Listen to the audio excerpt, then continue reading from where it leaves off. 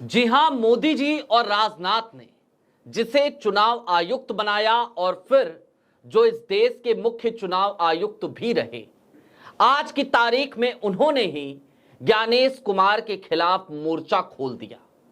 On camera Rahul Gandhi के बातों का समर्थन करते हुए नजर आए और इतना ही नहीं, सीधे तौर पे यह भी बता दिया कि पहले का चुनाव आयोग कैसे काम करता था और आज की तारीख में जिस चुनाव आयोग पर वोट चोरी का ठप्पा विपक्ष लगा रहा है, वो चुनाव आयोग कैसे काम कर रहा है। कुल मिलाकर कलई खोल दी, लंका लगा दी, राहुल गांधी के साथ खड़े हो गए और मोदी जी की हालत इसलिए भी खराब क्योंकि इन्हें तो चुनाव आयुक्त किसी और ने नहीं, मोदी जी ने ही बनाया था। तो कौन है वो, क्या कहा है उन्होंने, किसके कैमरे पर कहा है और अब ज्ञानेश कुमार की कलई कैसे खुली है, सारी बातें जरा विस्तार से। नमस्कार, मैं स्वप्निल और आप मुद्दा देख रहे हैं।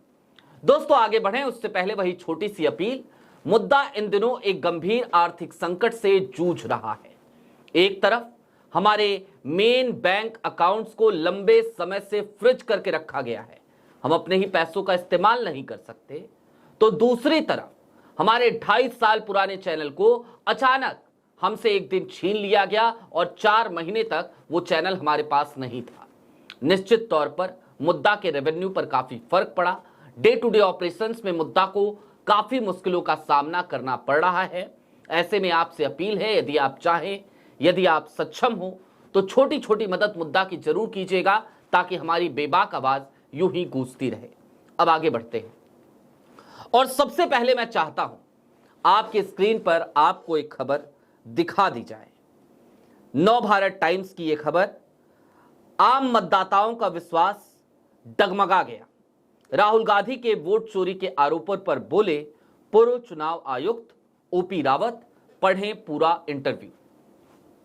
ओपी रावत कौन है, सबसे पहले आपको यह जान लेना चाहिए, लेकिन ताकि आप समझ सके कि हमने क्यों कहा कि मोदी जी ने जिन्हें चुनाव आयुक्त बनाया था, भारत के सीसी रहे, यानी कि उस कुर्सी पर रहे जिस कुर्सी पर आज की तारीख में ज्ञानेश कुमार बैठे हैं और इनसे पहले राजीव कुमार बैठा करते थे। उस कुर्सी पर रहे ये 2018 जनवरी में, 23 जनवरी 2018 को ये मुख्य चुनाव आयुक्त बनाए जाते हैं। 2 दिसंबर 2018 तक इनका कार्यकाल रहता है। 1 साल से कुछ कम समय का इनका कार्यकाल था। इसके साथ ही साथ भारत के मुख्य चुनाव आयुक्त के तौर पर इनकी नियुक्ति हमने आपको बता दी। चुनाव आयोग में कब आए, ऐसा नहीं है कि चुनाव आयोग में ये बहुत पहले से थे, चुनाव आयुक्त बहुत पहले बन गए थे ना। मोदी जी की सरकार आती है 2014 में, मोदी जी प्रधानमंत्री बनते हैं, राजनाथ सिंह गृह मंत्री बनते हैं और 2015 में 14 अगस्त 2015 की तारीख होती है जब ओपी रावत बतौर चुनाव आयुक्त चुनाव आयोग में नियुक्त किए जाते हैं। 1977 बैच के आईएएस अफसर हैं ओपी रावत और उत्तर प्रदेश काडर के आईएएस अफसर हैं। अब इन्होंने कहा क्या है उस इंटरव्यू में, जरा वो जान लीजिए, उसके कुछ हिस्से जान लीजिए। ओपी रावत से टाइम्स ऑफ इंडिया ने साक्षात्कार किया। अब क्यों किया भाई, ये तो टाइम्स ऑफ इंडिया जाने, और ऐसा इसलिए भी क्योंकि किसी को आज की तारीख में उम्मीद तो होती नहीं है कि कुरैशी साहब के अलावा कोई और कुछ इस तरीके की बातें बोल देगा, लेकिन टाइम्स ऑफ इंडिया ने किया ओपी रावत का इंटरव्यू और ऑन कैमरा ओपी रावत बोल पड़े। क्या क्या बोला है अब वो जान लीजिए। ओपी रावत ने कहा कि असल में संतुष्टि का कोई सवाल ही नहीं है। उनसे पूछा गया कि क्या ये जो आरोप लगाए गए हैं और उसके बाद जो जवाब चुनाव आयोग की तरफ से आया है, क्या उससे आप संतुष्ट हैं, तो इन्होंने कहा कि असल में संतुष्टि का कोई सवाल ही नहीं है क्योंकि हम सब अब बाहर के लोग हैं। चुनाव आयोग अपने विवेक से जो भी फैसला लेता है आज की तारीख वाला, वो उसे ठीक समझता है और वे उससे खुश हैं, चाहे वो कितना भी महत्वपूर्ण क्यों हो या ना हो।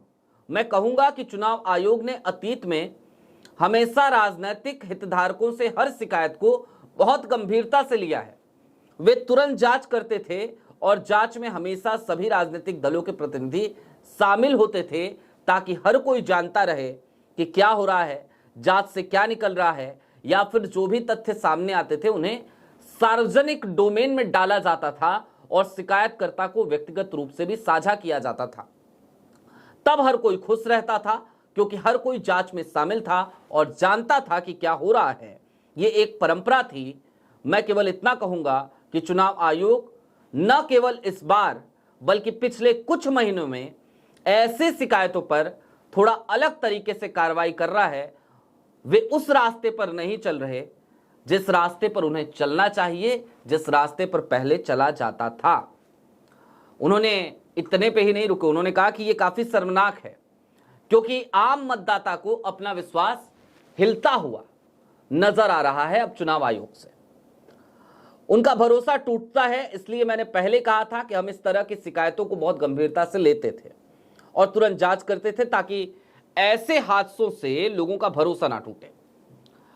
फिर उन्होंने राहुल गांधी की ही पीसी का जिक्र करते हुए कहा कि राहुल जी ने एक ब्राजीलियाई महिला की तस्वीर 22 अलग अलग नामों के साथ दिखाई। मीडिया घरानों ने जाकर उससे बात की है और वह स्पष्ट रूप से हैरान है। क्या हमारी मतदाता सूचियों में इस पैमाने की त्रुटियां इतनी आम है कि चुनाव आयोग यह कहकर उन्हें टाल सकता है कि उसे कोई शिकायत नहीं मिली? असल में इसमें कई मुद्दे हैं।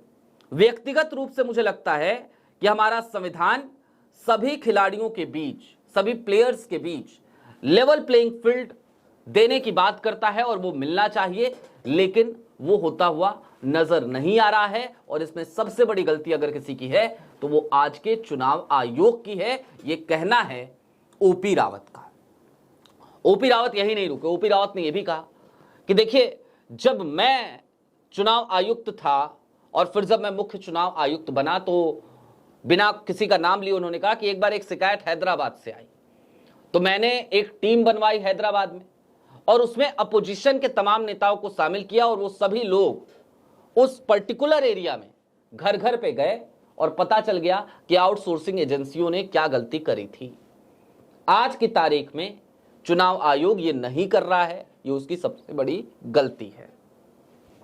इतना ही नहीं, ओपी रावत ने इसी इंटरव्यू में यहां तक कह दिया कि भाई अगर ढकने छिपाने वाली कोई बात नहीं है तो फिर इस तरीके से नहीं कहा जाना चाहिए कि उसके पास शिकायतें नहीं आई है। एक प्रेस कॉन्फ्रेंस होती है, प्रेस कॉन्फ्रेंस का स्वतः संज्ञान भी चुनाव आयोग ले सकता है और स्वतः संज्ञान लेते हुए उसे जांच करनी चाहिए, ना कि उसे बार बार डिक्लेरेशन फॉर्म डाल देना चाहिए।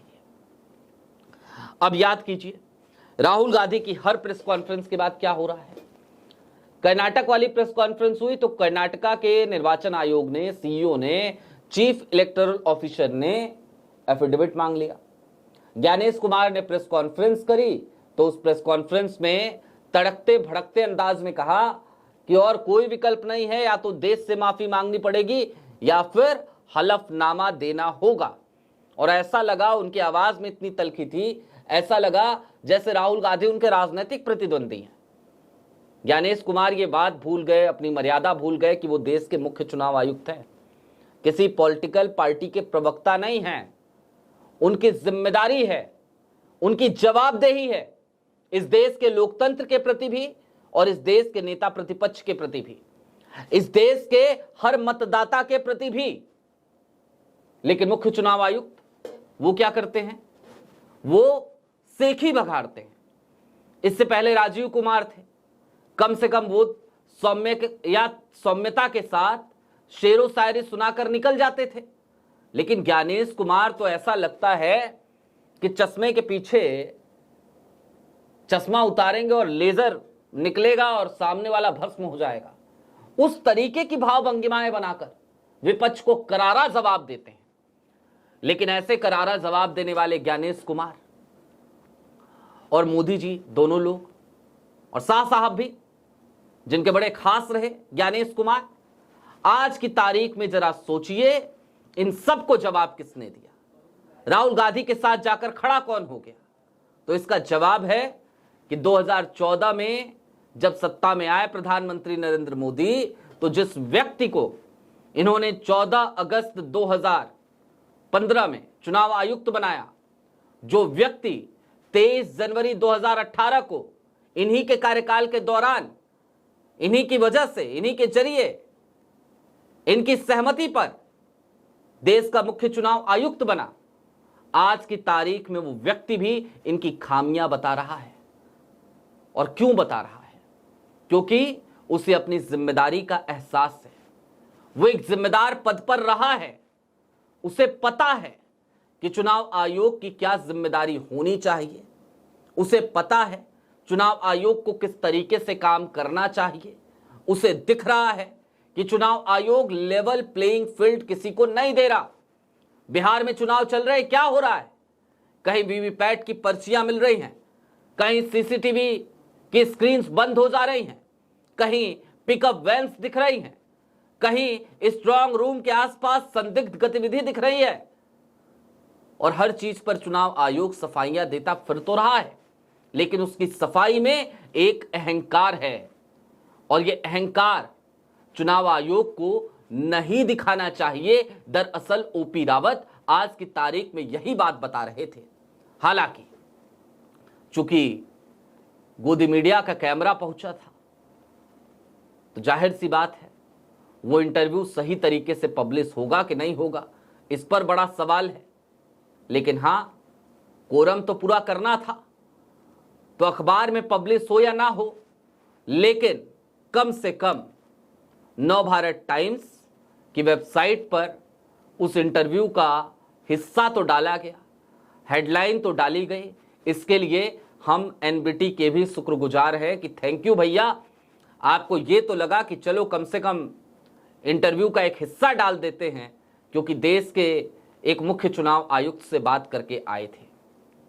अब ज्ञानेश जी, आपको समझने की जरूरत है, आपसे पहले उस कुर्सी पर बैठ चुके लोग आज की तारीख में आपके क्रियाकलापों पर सवाल उठा रहे हैं, और आप हर बार नई नई भाव भंगिमाओं के साथ सिर्फ विपक्ष के आरोपों पर कटाक्ष करते हुए नजर आ रहे हैं।